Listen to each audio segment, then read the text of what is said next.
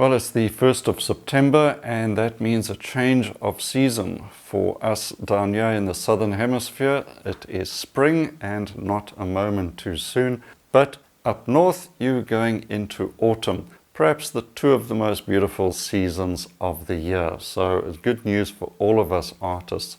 And a good reminder as well that there is beauty everywhere, and it's us as artists that need to try and capture that beauty. So that means another gouache sketchbook video for you, where I'm taking one of my older demonstrations and we're just going to sit back and relax and watch this painting develop. I hope you enjoy it, and just take a moment and just experience a little bit of painting and what it can do for the soul. Try it out as soon as you can. Okay, let's have a look at this painting and how it develops.